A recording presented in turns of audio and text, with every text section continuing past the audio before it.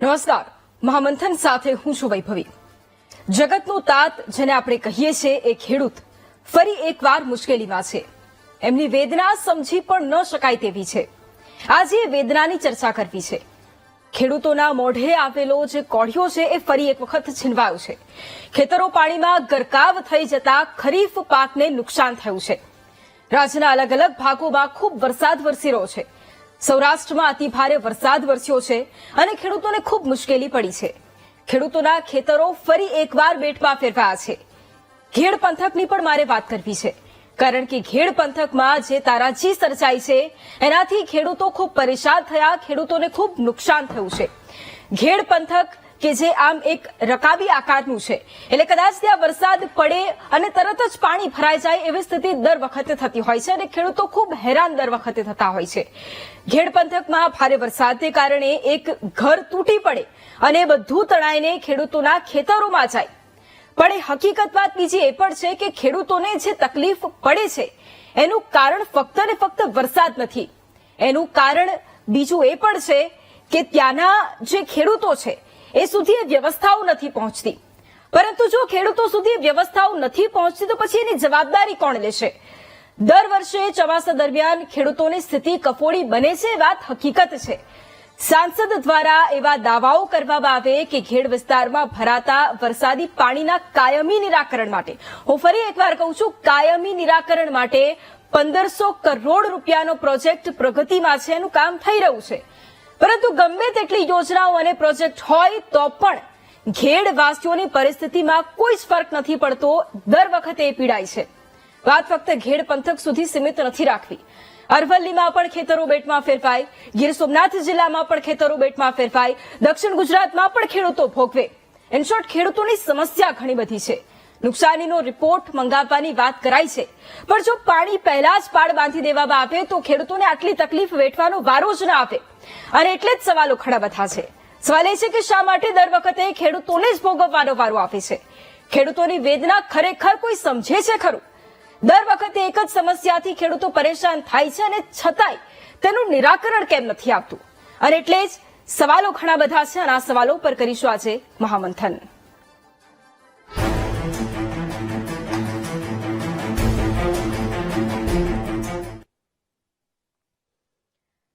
દર સિઝનમાં ખેડૂતોને અલગ અલગ સમસ્યાઓનો સામનો કરવો પડે। દર વખતે એ જગતનો તાત મુશ્કેલીમાં મુકાય, દર વખતે એને રાતા પાણીએ રૂવાનો વારો આવે। છેલ્લા એક જ વાત, સર્વે થશે અને સર્વે પછી એને સહાય ચૂકવવામાં આવશે। કેટલાય ખેડૂતો એવા છે કે જે હજી સહાય માટે પણ રડી રહ્યા છે। જે વ્યક્તિ હજુ સહાય માટે રડી રહ્યો છે એ વ્યક્તિને ફરી બીજી સમસ્યાનો સામનો કરવાનો વારો આવે છે। આ એક સાયકલ છે અને એ સાયકલ સદંતર ચાલ્યા કરે છે। નુકસાની થાય, ખેડૂતો મહેનત કરે, એ બાદ વરસાદ વરસે, માવઠું થાય અથવા તો બીજી કોઈ સમસ્યા થાય, તેના કારણે ખેડૂતોને પરેશાની થાય અને પછી એ સહાયની માંગ કરે। ઘણા ખરા ખેડૂતોને સહાય મળે, ઘણા ખરાને ન મળે અને ફરી એક વખતે એ ચકડોળ ચાલતું રહે, ખેડૂત મહેનત કરવા લાગે, ફરી એ સમસ્યા આવીને ઊભી થઈ જાય। દર વખતે જ્યારે એ સમસ્યા સર્જાતી હોય ત્યારે એનું નિરાકરણ કેમ નથી આવતું? પ્રશ્ન એ છે, કારણ કે ઘેડ પંથકની એ સમસ્યા એવું નથી કે આજની છે કે આ વર્ષે સર્જાય છે। દર વર્ષે આ સમસ્યા સર્જાય છે, પરંતુ એનું નિરાકરણ નથી આવતું ને એ વાત વાસ્તવિકતા છે। તમે કરોડોના પ્રોજેક્ટની વાતો કરો, પરંતુ એ પ્રોજેક્ટ વાસ્તવિક જમીન લેવલે તેનું કેટલું કામ થાય છે એ પણ જોવાનું ખૂબ મહત્વપૂર્ણ છે। વાતો કરીને નીકળવું અને ત્યાં નિગરાની રાખવી, ત્યાં નજર રાખવી કે ખરેખર કામ થાય છે કે નહીં, ખરેખર જે ખેડૂતો માટે એ 1500 કરોડની યોજના તમે લાવો છો એ ખરેખર જમીન પર કેટલી ઉતરે છે, જમીન પર ખેડૂતોને ખરેખર કેટલો ફાયદો થાય છે, એ જોવાની જવાબદારી કોની છે? એ પણ એ સૌથી મોટો પ્રશ્ન છે। એટલા જ માટે ચર્ચાની શરૂઆત કરવી છે। ચર્ચા માટે આપણી સાથે ભાજપ નેતા શૈલેષભાઈ પરમાર જોડાયા છે, આપણી સાથે કોંગ્રેસ નેતા પાલભાઈ આંબલિયા પણ જોડાયા છે। આપ બંનેનું સ્વાગત છે મહામંથનમાં। અને આપણી સાથે એક ખેડૂત છે બામણાસા ઘેડ પંથકથી કે જ્યાં ખૂબ નુકસાનીનો સામનો તેમણે પોતે પણ કર્યો છે, એ પણ આપણી સાથે જોડાયા છે। હિતેશભાઈ કરંગિયા આપણી સાથે જોડાયા છે, આપનું પણ સ્વાગત છે હિતેશભાઈ। સૌથી પહેલા પાલભાઈ, મારે આપને સવાલ કરવો છે, કારણ કે જે રીતે આપે પોતે પણ એ મુદ્દો ઉઠાવ્યો, એ પંથકમાં આપ ગયા અને નુકસાની આપે પોતે પણ જોઈ, એટલે સૌથી પહેલા તો એ જમીની વાસ્તવિકતા આપની પાસેથી મારે જાણવી છે। વૈભવી, હું સૌથી પહેલા વીટીવીના દર્શકોને એક વિડીયો બતાવવા માંગુ છું।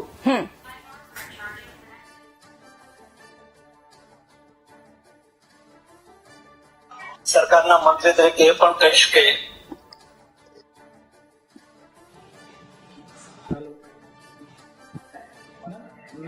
ઓકે મોદીનો માણસ કોઈ ગેરંટી આપે તો એ ગેરંટી પૂરી કરવાની પણ ગેરંટી હોય છે.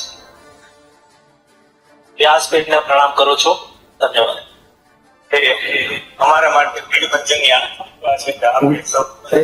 ખાલી 41 સેકન્ડ નો વિડીયો છે. હું ફરીથી કહીશ કે સાંસદ બન્યા પછીનો મોદીજી વતી ગેરંટી આપો છો આપ જણાવી દો વિડીયોમાં શું કહેવા માંગે છે. જવાબદારી અમારી છે. અને દોસ્તો, મોદી સરકારના મંત્રી તરીકે એ પણ કહીશ કે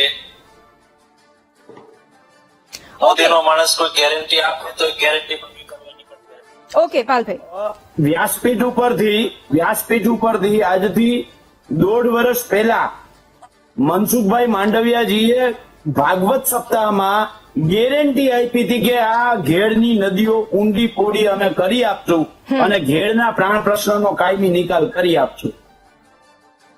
હવે વ્યાસપીઠ જેવી પવિત્ર જગ્યા ઉપરથી વચન આપવું, મોદીના ગેરંટીની ગેરંટી આપવી, બરાબર છે, અને ત્યારે આજે એ ઘેડની હાલત 1.5 વર્ષ પછી એની એ જ છે. વૈભવી, આશ્ચર્ય અને દુઃખની વાત એ છે કે જે ઘેડને આ ભાજપ સરકારે રકાબી આકારનો દરેક લોકોના મગજમાં ચિતરી દીધો છે, વાસ્તવમાં ઘેડ છે એ રકાબી આકારનું નથી, એ સપાટ જ છે. બરાબર છે. ઘેડનો ઇતિહાસ તમે જો, આજથી 35 વર્ષ પહેલા માત્ર 25,000 હેક્ટરમાં ઘેડ હતું, આજે 1,25,000 હેક્ટરમાં ઘેડ થયું છે. તો આ સરકારમાં બેઠેલા લાંબા ગજવા વાળા લોકોના ખિસ્સાઓ ભરવા માટે દર વર્ષે માત્ર ને માત્ર કાગળ ઉપર કામ થાય છે.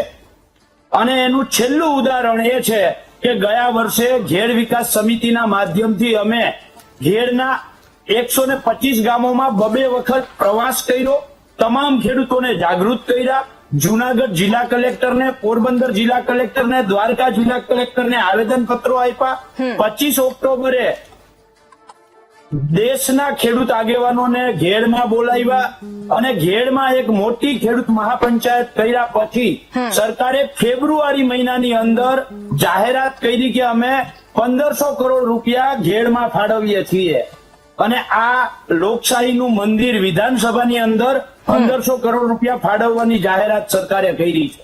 ત્યાર પછી લગભગ મનસુખભાઈ માંડવિયા, કુંવરજીભાઈ બાવળિયા, અર્જુનભાઈ મોઢવાડિયા અને અરવિંદભાઈ લાડાણી, દેવાભાઈ માલમ, આ બધાએ લગભગ 7 કે 8 પ્રેસ કોન્ફરન્સો કરી.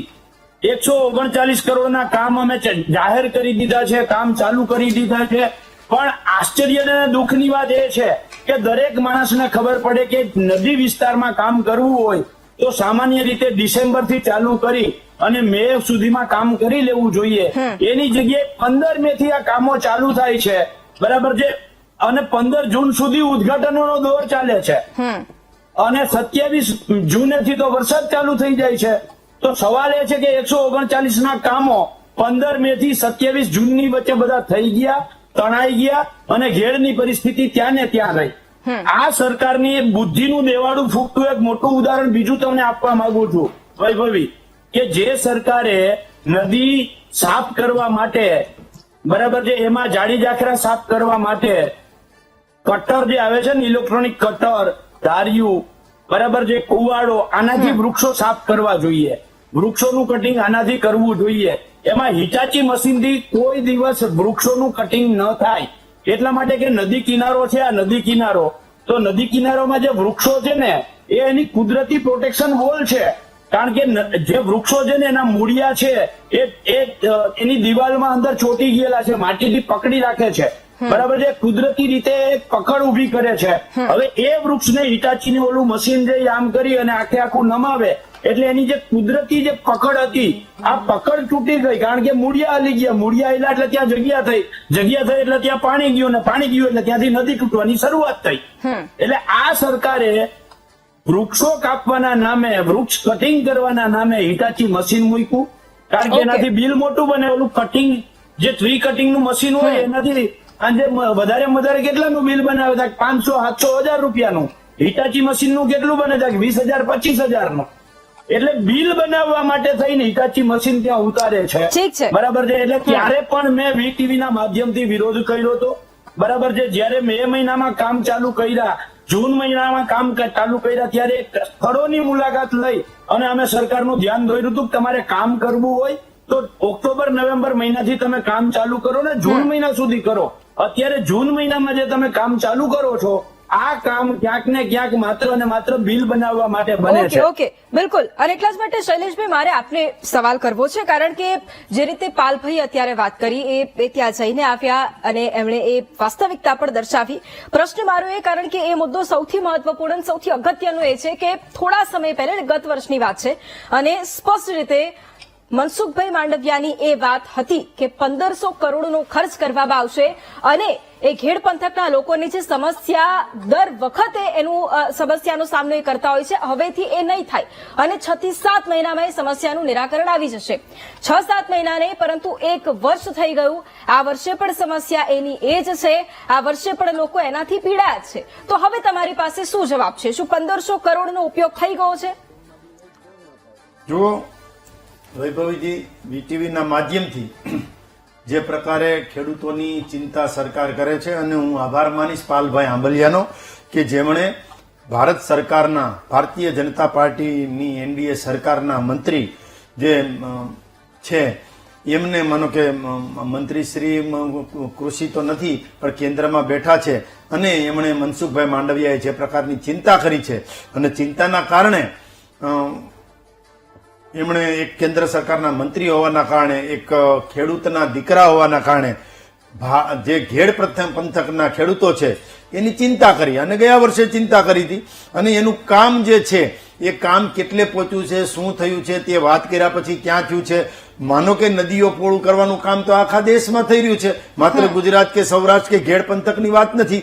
નદીઓને પોળી કરવી, ચેક ડેમો બનાવવા, ગામનું પાણી ગામમાં, સીમનું પાણી સીમમાં, અને ખેતર સુધી જે નર્મદાના પાણી પહોંચાડવા, આ બધી જ કામગીરી, તળ ઊંડા લઈ જવાના, આ 80-20ની યોજના પણ અમે લાવ્યા હતા, 90-10ની યોજના પણ અમે લાવ્યા હતા, ખેત તલાવડીની યોજના પણ અમે લાવ્યા હતા. પાણી સંગ્રહની વાત છે, અને જે નાની નાની નદીઓ છે એ નદીઓને ચોખ્ખી સ્વચ્છ કરવાની યોજના પણ અમે લાવ્યા હતા. અને એના અંતર્ગત જ માનનીય કેન્દ્રીય મંત્રી મનસુખભાઈ માંડવિયાએ ઘેડ પંથકની ચિંતા કરી હતી, અને એ ચિંતા કર્યા પછી કામ કેટલું થયું છે, કેટલું નથી થયું એ જોવાનો વિષય છે. પણ કેન્દ્ર સરકારના કોઈ કે મંત્રી બોલ્યા હોય અને એ કામ ન થયું એવું બને નહીં. શરૂઆત થઈ જ ગઈ હોવી જોઈએ, અને શરૂઆત થઈ જ ગઈ છે. પણ જે પ્રકારે કમોસમી વરસાદ આવ્યો છે વૈભવજી, ખેડૂતના દીકરા તરીકે અમને ખબર છે કે અત્યારે કપાસ ઉભો છે, સૌરાષ્ટ્રના ખેડૂતોને, ઉત્તર ગુજરાતના ખેડૂતોને માંડવી એટલે કે મગફળી પણ ઉભી છે, ઘઉં બાજરો પણ ઉભા છે, અને કઠોળ જે જાર, તુવેર દાળ, જાર અને મગ ને એ બધું પણ ઉભું છે. આ વરસાદના કારણે જે અમારી મગફળી છે એ મગફળીની અંદર સિંગ આવી હોય ઝીણી ઝીણી, એને પણ નુકસાન જાય, અને વધારે પડતું પાણી ભરાય રહે તો પણ નુકસાન જાય. જે પાક થવો જોઈએ એટલો થાય નહીં, અને એની જે ઇનપુટ જેટલા હોય એટલું આઉટપુટ ખેડૂતને મળે નહીં. એક વાત જે કપાસનું છે, તો કપાસના ઝીંડવા છે એની ઉપર પણ વરસાદ પડે, તો કપાસના પાન છે એની ઉપર પણ વરસાદ વધારે પડતું પડે તો પીળા પડી જાય, અને એની જે ફળદ્રુપતા અને એનું જે પકડ હોય છે એ ઓછી થતી હોય છે. પણ વૈભવજી, આ સરકાર તો એ સરકાર છે જેમણે ખેડૂતોને કાંઈ પણ નુકસાન થયું છે તો એનડીઆરએફ અને એસડીઆરએફ ની યોજનાથી તો સહાય કરી જ છે, કેશ ડોલ તો આપ્યું જ છે. પણ સાથે સાથે પાલભાઈ જેવા કોઈ ખેડૂત હોય અને એ પણ કઈ રજૂઆત કરે કે ઘેડ પંથકમાં નુકસાન છે, મારા સૌરાષ્ટ્રમાં નુકસાન એટલું બધું છે નહીં, ઉત્તર ગુજરાતમાં એટલું છે નહીં, મધ્ય ગુજરાતમાં પણ એટલું બધું અત્યારે જે આ સિઝન પ્રમાણે જોઈએ જે વરસાદ આવ્યો છે, આમ તો ખેડૂતની માંગ હતી કે વરસાદ આવે, અને વરસાદ આવ્યો છે. અને પેલા પણ જયારે હવામાન ખાતાએ પણ આગાહી કરેલી છે કે વરસાદ આવવાનો છે, તો પાક બહાર પડ્યો હોય, એપીએમસી માં ક્યાંય પાક પડ્યો હોય, અથવા તો તમારા ખેતરમાં કઈ તકલીફ હોય તો એ બધું સરખું કરી લેવું એવી આયોજન હતું. પણ આ સરકાર તો વૈભવીજી એ સરકાર છે ના, જેમણે એ 11 પેકેજ અમારે આપ્યા એ છે, જવાબ સહાય પેકેજ આપ્યા છે. ના, સહાય પેકેજની વાત બરાબર. નુકસાની થાય એના પહેલા કેમ કઈ નથી કરવામાં આવતું? યોજના બને, તમે એ વાત કરી, યોજના બને તો પછી એનો અમલ થાય એની જવાબદારી કોણ લેશે? એ જવાબદારી કોની? તમે એ જવાબદારી મને કહી દો કે એ જવાબદારી કોની? અથવા અમે એ જવાબદારી નથી નિભાવી. યોજના બનાવવાની જવાબદારી સરકારની છે. ખેડૂતોને નુકસાની ન જાય એનું એની પાલન, આગોતરા યોજનાનું આયોજન પાલન કરવાની થાય. જવાબદારી જમીન સરકારની છે. પાલન થાય એ જવાબદારી સરકારની છે. પાલન થાય એની જવાબદારી પણ સરકારની છે. અને એમ છતાં પણ ક્યાંય પાલન કરવામાં કોઈ અધિકારી, પદાધિકારી અથવા તો કોઈએ ગફલત કરી છે તો એની ઉપર પગલા, કાયદાકીય રીતે પણ પગલા લેવા અને ખાતાકીય રીતે પણ પગલા લેવાની જવાબદારી સરકારની છે. પાલભાઈ અને એના વડવાઓની જે જવાબદારી છે કોંગ્રેસના લોકોની, એ ખાલી બોલવાની છે, વાતોના વડા કરવાની છે અને ખોટ કાઢવાની છે, દૂધમાંથી પૂળા કાઢવાની છે. ભલે કાંઈ વાંધો નહીં, એ એનો રોલ છે, ઈશ્વરે એમને રોલ આપ્યો છે, એ કરે. પણ એક સાચી વાત કરે ને તો સરકાર કોંગ્રેસના લોકોનું પણ માનવાવાળી સરકાર છે, ખેડૂતનું પણ માનવાવાળી સરકાર છે. આ વાત પણ બધા જ આપણે સાચી લોકોનું જ કાંઈ પણ કરી. પ્રશ્ન હું બીજી હોય એક વાત તો એ એડ માનવાવાળી આ સરકાર ઓકે, છે. હું બીજી પણ એક વાત એડ કરીશ કે ચલો તમને એવું લાગતું હોય કે કદાચ આ 1500 કરોડનું કામ થઈ જશે, કદાચ એટલો વિશ્વાસ હોય. 1 વર્ષ વીતી ગયો, 7 મહિનામાં એ કામ કરવાની વાત કરી હતી. 1 વર્ષ વીતી ગયો. 1 વર્ષ સુધી શું થતું હતું એનું ઓબ્ઝર્વ કેમ એ કામ ન કરવામાં આવ્યું? એનાથી પણ મોટી વાત બીજી, 5 થી 7 જગ્યાએ પાડા તૂટી જવાની સમસ્યા. સ્વીકારું છું. ત્યાં સિમેન્ટ પણ નથી. ત્યાં તમે કદાચ એ જુઓ ને, ત્યાં તમને તમારા હાથમાં રેતી આવે એટલે ત્યાં સિમેન્ટ પણ નથી. તો એ પણ જવાબદારી કોની? બધી બાબતમાં એ સમજીએ, વિપક્ષ પર તમે આક્ષેપ કરો એ બધી જ વાત બરાબર છે, પણ જે કામ છે એ કામ કોણ કરશે? એ સરકાર કરશે. તો એ જવાબદારી કોણ નક્કી કરશે? નીચે જોશે કોણ કે આ કામ થયું છે કે નહીં? વૈભવીજી, હું આપની વાત સાથે સંપૂર્ણ રીતે સહમત છું, પણ આ સરકારમાં દેર છે પણ અંધેર નથી. અમારી નીતિ અને નિયત સાફ છે. આ સરકાર ખેડૂતો માટે, ખેડૂતોથી અને ખેડૂતો દ્વારા ચાલતી સરકાર છે. અમે કામ કરીએ છીએ. કામમાં ક્યાંય ભૂલ પણ થાય, આખરે માનવ છીએ, ક્યાંય ભૂલ થાય, ક્ષતિ થાય, મિસ્ટેક થાય, ખામી આવે તો એ અમે સ્વીકારીએ છીએ. પણ ખામી એવડી મોટી ના હોય. નાની એવી ખામીને પણ આ પાલભાઈ અને એના વડવાઓ જે ગિનિસ બુક ઓફ વર્લ્ડ રેકોર્ડમાં નામ નોંધાવા ઓકે, સુધી ઓકે. વયા જાય અને ઓહાપો કરી લે. અને ઠીક છે. એટલે કહેવાનો મતલબ ખેડૂતોના ખંભે બંદૂક ફોડી અને ક્યાંક ને ક્યાંક પ્રોપોગેન્ડા ફેલાવે ઓકે. અને મીડિયા મેનેજ કરે, એ ક્યાંક વ્યાજબી નથી. ખેડૂતોને ક્યાંય તકલીફ હશે એક તો અમારી ખેડૂતનું- જવાબદારી છે, અમારે કરવાનું જ હોય. એક ખેડૂતનું ઘર તૂટી જાય એ તમારા માટે નાની વાત હશે, પણ એ ખેડૂત માટે પણ નાની વાત નથી કે અમારા માટે પણ નાની વાત નથી. કારણ કે એક ખેડૂત કેવી રીતે પોતાનું ગુજરાન ચલાવે છે આપણને બધાને ખ્યાલ છે, તમને તો ખાસ ખ્યાલ છે, કારણ કે તમે પોતે એક ખેડૂત પરિવારમાંથી આવો છો. અને આપણી સાથે એટલા જ માટે ખેડૂત પણ જોડાયેલા છે, એટલા જ માટે જમીનની વાસ્તવિકતા મારે એમને પૂછવી છે. હિતેશભાઈ, અત્યારે શું પરિસ્થિતિ છે ઘેડ પંથકમાં? કારણ કે વરસાદી પાણી ભરાઈ જાય, પાણી ન ઓસરે, ઘર તૂટી જાય, એ હદ સુધી વાત આવી જાય. એટલે શું વાસ્તવિકતા શું છે? શું પરિસ્થિતિ, શું મુશ્કેલી પડે છે આપને? જી બેન, ભેડ પંથકની અંદર પરિસ્થિતિ તો બેન હિતેશભાઈ, આપણે અનમ્યુટ કરવું પડશે.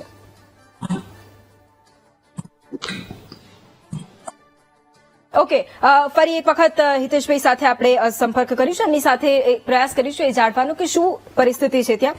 પણ પાલભાઈ, પ્રશ્ન આપને, કારણ કે જે રીતે શૈલેષભાઈ એક વાત કરી છે કે કદાચ વાંધા વચકા કાઢવાની કદાચ બાબત હોય, બધી જ વાત બરાબર, ચલો કદાચ આપણે એને સાઈડ પર રાખીએ. પણ પ્રશ્ન એ કે એ જે તે સમયે જયારે એ કામગીરી નહોતી થઈ રહી અથવા તો એની ઉપર ધ્યાન નહોતું આપવામાં આવ્યું, જેમ કે 1500 કરોડ એ યોજના પાછળ ફાળવવાની વાત હોય ને જે તે સમયે નહોતું થઈ રહ્યું, ત્યારે આપણે કેટલી વખત રજૂઆત કરી, અથવા તો કોંગ્રેસે કેટલી વખત એ મુદ્દે રજૂઆત કરી, અથવા આજે 139 કરોડના કામોની વાત હતી કે જ્યાં ફક્ત ઘેડ પંથકના લોકો માટે ફાળવવામાં આવ્યા અને એ જે તે સમયે એની કામગીરી નહોતી થઈ, એની કેટલી રજૂઆત કરી? જો એનો જવાબ હોય તો એ શૈલેષભાઈને આપ આપી દો. બેન, હું આપના પ્રશ્નનો પણ જવાબ આપું છું અને શૈલેષભાઈના પ્રશ્નનો પણ જવાબ આપું છું. જ્યારે આ મે મહિનામાં કામગીરી ચાલુ થઈ ત્યારના VTVના રિપોર્ટ, અહેવાલ અને જ્યાં પોરબંદરના રિપોર્ટર છે, જુનાગઢના રિપોર્ટર છે, એમને પૂછી જોજો અને તમારા પણ જૂના ન્યૂઝ જોઈ લેજો. બરાબર છે. કુતિયાણા અમે રજૂઆત કરવા ગયા, દ્વારકા, રાવલ પંથકનો જે વિસ્તાર છે એની રજૂઆત પણ અમે જે તે સમયે કરી છે. જુનાગઢની અંદર કલેક્ટરશ્રીને પણ રજૂઆત કરી છે અને એ સરકારનું ધ્યાન દોર્યું છે અને સરકારને કહ્યું છે. શૈલેષભાઈને જો પ્રશ્ન પૂછવા માંગુ છું કે શૈલેષભાઈ, નદીમાં જે ઝાડ હોય એ કાપવા માટે હિટાચી વપરાય કે ઇલેક્ટ્રિક કટર મશીન વપરાય, આના ઉપરથી તમે એક નક્કી કરી અને તમારો જવાબ આપ્યો. નંબર 1. બીજું, બેન ભાઈ શૈલેષભાઈએ કહ્યું કે આ સરકાર ખેડૂતોની ખૂબ ચિંતા કરે છે. એમાં મારે એક નાનું એક્ઝામ્પલ આપવું છે કે ગત ઓક્ટોબર 2024 જે કમોસમી વરસાદ થયો એનું પેકેજ હમણાં સરકારે જાહેર કર્યું, અને એ પેકેજ જાહેર કર્યા પછી સરકારે એવું કહ્યું કે 14 થી 28 જુલાઈની વચ્ચે ખેડૂતો આ ઓનલાઈન કરી શકશે. આજની તારીખમાં સરકારે ઓનલાઈન પ્રક્રિયા ચાલુ કરી નથી. પેકેજ જાહેર કરી દીધું છે, ઓનલાઈન પ્રક્રિયાનો લાભ મળ્યો નથી. અને હવે વાત આવીએ પાછી ઘેડ ઉપર આવી જઈએ, ત્યાં કામ કેવી રીતે થાય છે. બેન, ઘેડ જે બરબાદ થયું ને એના 4-5 ઉદાહરણો આપું છું. આ સરકારના બેઠેલા મંત્રીઓ, સરકારમાં બેઠેલા સિંચાઈ વિભાગના, નેશનલ હાઈવેના અને આરએનબી ના અધિકારીઓ, બેન દરિયો જ્યાં નદી, આ આખી નદીઓ છે ને સૌરાષ્ટ્રની અડધાથી વધારે નદીઓ સૌરાષ્ટ્રમાં આ ઘેડમાંથી થઈને જાય છે. બરાબર છે. જ્યાં દરિયાને મળે છે ને ત્યાં પેલા જે હતું ને એ આ રીતે બારું હતું, આ બાજુથી પાણીનો નદીનો ધક્કો આવ્યો એટલે આ ખુલી ગયો. બરાબર છે. ચોમાસા દરમિયાન જ્યાં સુધી પાણી આવે ત્યાં સુધી આ બારું ખુલ્લું રહે, અને જયારે ચોમાસું પૂરું થાય એટલે દરિયાનું પાણીનો ધક્કો આમ આવે એટલે આ પાછું બારું બંધ થઈ જાય, એટલે દરિયાનું પાણી છે એ આવે ને. કોંગ્રેસના સમયમાં આ રીતે દરવાજા મૂકેલા હતા. આ સરકારે એ દરવાજા તોડી અને ત્યાં 8-8 ફૂટની દિવાલો કરી દીધી. એટલે પેલા તો 8 ફૂટનું સમથળ પાણી ત્યાં ભરાઈ જાય એવી વ્યવસ્થા સરકારે કરી. બરાબર છે. એટલે આ બુદ્ધિનું દેવાળું ફૂંકવાનું નંબર 1.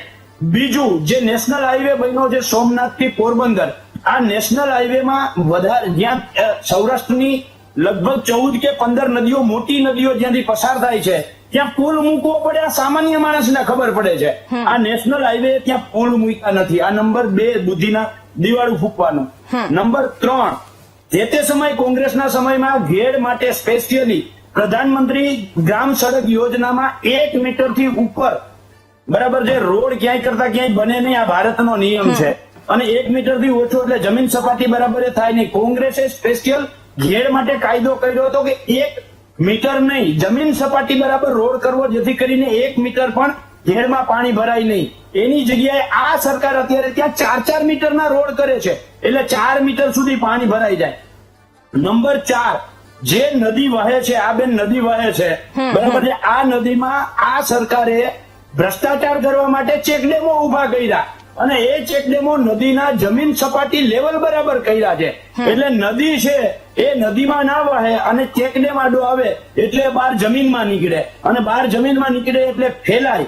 અને આ જે 4-5 બુદ્ધિનું દેવાળું જે સરકારે ફૂંક્યું એના કારણે થયું એ કે આજથી 30 વર્ષ પહેલા જે માત્ર 25,000 હેક્ટરમાં જે ઘેડ વિસ્તાર હતો એ વિસ્તાર આજે 1,25,000 હેક્ટરે પહોંચ્યો છે. અને હવે અત્યારે આ સરકારે જે 1,500 કરોડ જાહેર કર્યા એમાં એક કામ એવું કર્યું છે કે જે ચેકડેમ પેલા ભાજપની સરકારે બનાવેલા છે એ જ ચેકડેમના કારણે આ નદીઓ બહાર નીકળે છે, ખેડૂતોના ખેતરમાં પાણી જાય છે, એટલે હવે એ ચેકડેમ તોડવા પડશે. ચેકડેમ બનાવ્યા એને, ચેકડેમ તોડશે એટલે ચેકડેમ બનાવવામાં ભ્રષ્ટાચાર કર્યો, ચેકડેમ તોડવામાં ભ્રષ્ટાચાર કરશે. આ તો હાવ દીવા જેવું છે, આમાં કોઈ આક્ષેપ નથી. જે તે સમયે ચેકડેમ ભાજપે બનાવ્યો છે, અને અત્યારે જે નવું ટેન્ડરો બહાર પડ્યા છે એ આ ચેકડેમ તોડવાનું કામ પણ ભાજપ સરકાર કરી રહી છે. હિતેશભાઈને મારે સવાલ કરવો છે. બાદમાં આપણી પાસે આવીશ, પણ હિતેશભાઈને મારે સવાલ કરવો છે કારણ કે એ પરિસ્થિતિ એ ખૂબ સારી રીતે સમજે છે, કારણ કે એ પીડામાંથી પસાર થઈ રહ્યા છે. હિતેશભાઈ, હવે મને આપ એ જણાવજો કે શું પરિસ્થિતિ છે, કેટલી પીડા થાય છે, કેટલી તકલીફમાંથી રોજ પસાર થવું પડે છે?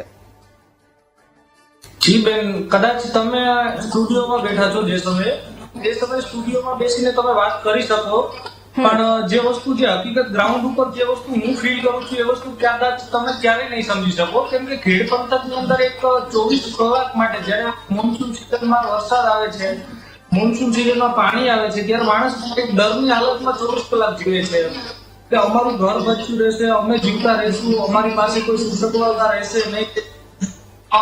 અમુક સમય એવો હોય છે કે જયારે અહીંથી તમે શું કહે કે ઘરની બહાર નીકળવું બી શક્ય નથી હોતું, ઘર સિવાય કે તમને જમીન જોવા પડે.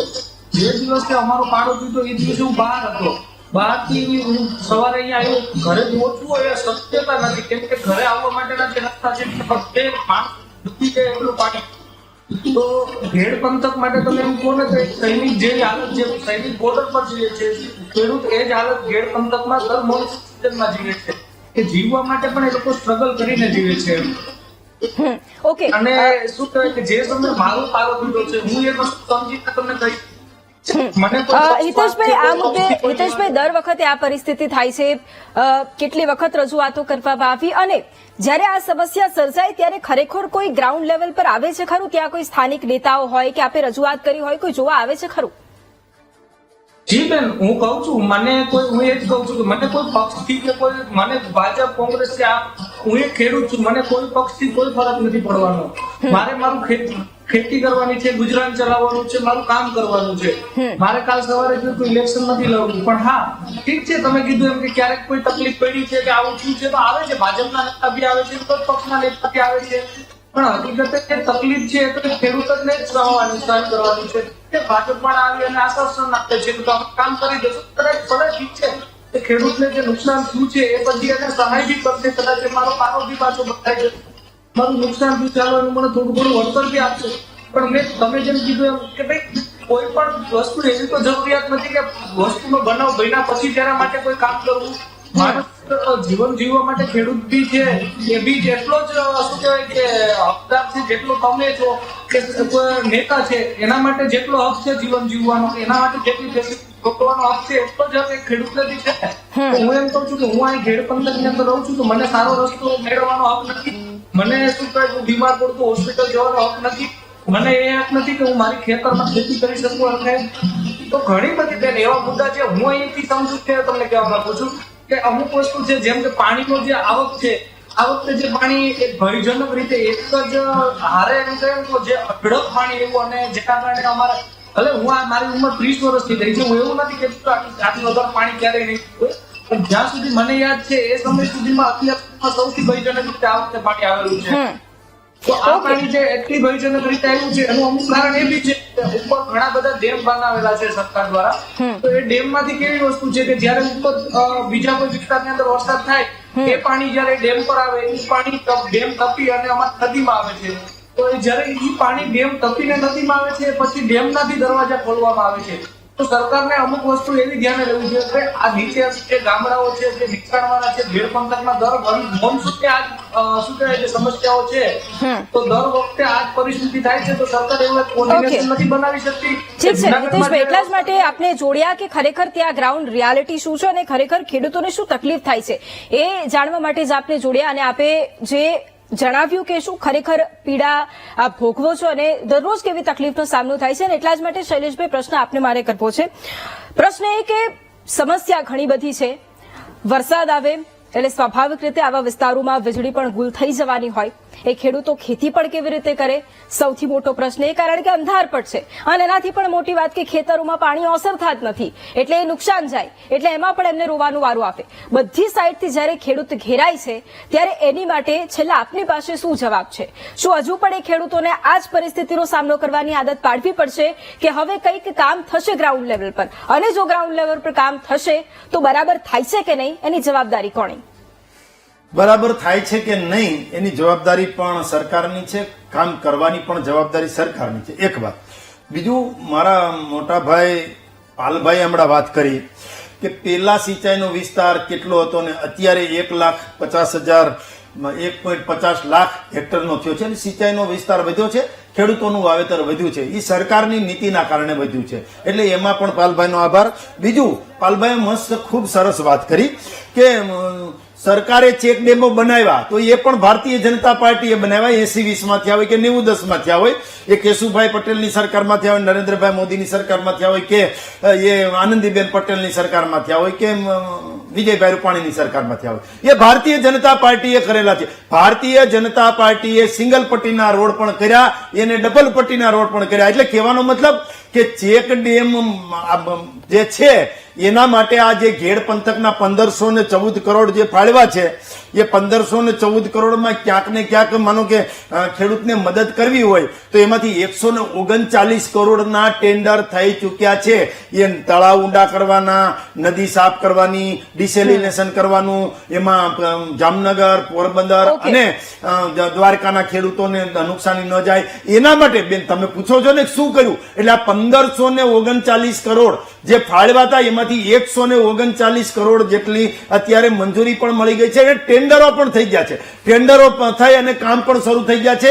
એની સાબિતી પાલભાઈ આપી કે પેલા ચેક ડેમ બનાવ્યા, હવે ચેક ડેમ તોડે. અરે ભાઈ ચેક ડેમ હોય તો એની ઉપર નવીનીકરણ કરવાનું હોય અને એમાં વધારે પાણી જાય અને ઘેડ પંથકના ખેડૂતોને નુકસાન ન જાય અને એની રકાબી જેવી વાત જે છે એમાંથી ક્યાંક એ બહાર નીકળે એટલા માટે તો મનસુખભાઈ માંડવિયાએ કીધું હતું 2024માં કે અમે ફાળવીશું 1549 કરોડ જે ફાળવા છે એમાંથી 139 કરોડના ટેન્ડરો થઈ ગયા છે. હવે બાકીના ટેન્ડરો છે એ કરવાના છે અને પાલુભાઈ જ્યાં જ્યાં કામ થાય ત્યાં તમે ધ્યાન રાખજો કેટલા તગારા જાય છે, કેટલું મટીરીયલ જાય છે, કેટલું શું થાય છે. એક મિનિટમાં આપની પાસેથી પાલભાઈ હવે મારે જવાબ લેવો છે.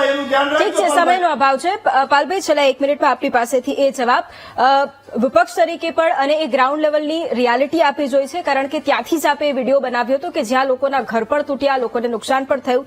શું માંગ અને બીજી તરફ એ વાત કે ખેડ પંથકના લોકો જે દર વખતે એ સમસ્યામાંથી ઝઝૂમે છે ને દર વખત એમને એ પરિસ્થિતિ એમને ખબર જ હોય છે કે વરસાદ આવશે એટલે અમારે આ સ્થિતિનો સામનો કરવો પડશે. એટલે સ્પષ્ટ એક માંગ સરકાર પાસે કે ના ખેડૂતો માટે ને ત્યાંના લોકો માટે આ કામ તો થવું જ જોઈએ. શૈલેષભાઈ, ભાજપ કોંગ્રેસ બધું જ તેલ પીવા ગયું. બરાબર છે. ઘેડ વિસ્તારના એક ગામમાં પ્લીઝ આપણે પાલભાઈને સાંભળી લઈએ.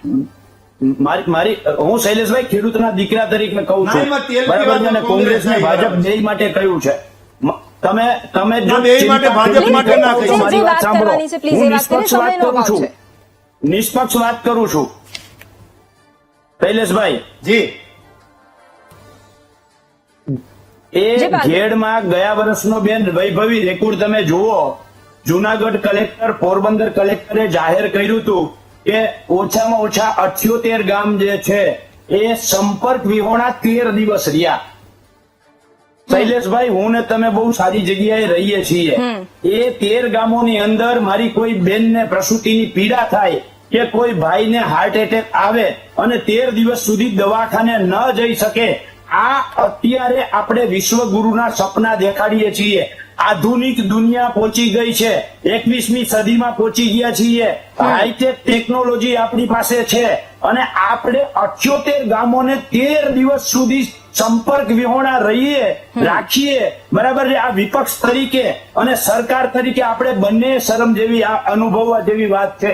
એટલે મારી VTV ના માધ્યમથી પહેલી માંગ એ છે કે આવનારા દિવસોમાં ગુજરાતનું કે ભારતનું એક પણ ગામ સંપર્ક વિહોણું ન બને એના માટે તમે અને અમે બંને સાથે મળીને પ્રયાસ કરવો જોઈએ શૈલેષભાઈ.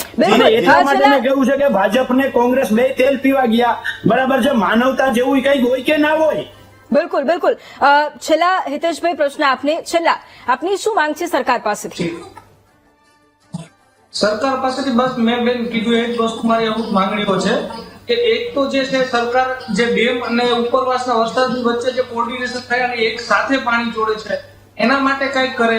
બીજી વસ્તુ એ છે બેન કે જે શું કહે નદી પૂરી કરવાની વાતો છે, ઠીક છે સરકાર અને વિપક્ષ બંને જે વાતો કરે ઠીક છે પણ હકીકતે ગ્રાઉન્ડ લેવલ પર આવી અને કામ થાય એટલી માંગણી છે. અને ત્રીજી માંગણી એ છે કે જે અમારું નુકસાન થયું છે આ વખતે જે અમારી હાલત થઈ છે એ નુકસાનનું અમને વળતર આપે ને વહેલી તકે જે આ અમારી પરિસ્થિતિ છે એમાંથી અમને સુધારો કરાવે કંઈક. અને જે ચોથી વસ્તુ એ છે બેન કે દર વર્ષે રોડ રસ્તાનો પ્રશ્ન હોય છે કે જે અહીંથી નીકળવું બી શક્ય નથી. જે સંપર્ક વિહોણાની વાત કરી પાભાઈએ એ જ રીતે જે અમુક જે સુવિધાઓ છે એ બેઝિક સુવિધાઓ કમસે કમ રોડ રસ્તાની અંદર અહીંથી ન બિલકુલ બિલકુલ એટલા જ માટે હા બિલકુલ. એટલે બેસિક સુવિધાઓ છે એ બેસિક સુવિધાઓ ખરેખર લોકોની જરૂરિયાત છે અને એ એમની માંગ પણ છે. અને માંગ શું એ ખરેખર એ લોકો ત્યાં રહે છે, વર્ષોથી એક સમસ્યાથી પીડાય છે, એટલે જે બેસિક નીડ, જે બેસિક સમસ્યાઓનો સામનો કરે છે એ જરૂરિયાતો એમની પૂરી થવી જોઈએ. અને એ અપેક્ષા સાથે આપ તમામ લોકોનો આભાર અમારી સાથે જોડાવા માટે. અને એ અપેક્ષા સાથે પણ અત્યારે આ ચર્ચાનો અંત કરું છું કે ખરેખર જે સમસ્યાઓ છે જેનાથી ખેડૂતો પીડાઈ રહ્યા છે એનું જલ્દીમાં જલ્દી નિરાકરણ આવે કે જેથી ઘેડ પંથકના એ ખેડૂતો કે દર વર્ષે એક જ માંગ સાથે આવે છે કે આ સમસ્યા ક્યાં સુધી અમને સામનો કરવો પડશે એનો જવાબ કદાચ આ વખતે મળી જાય.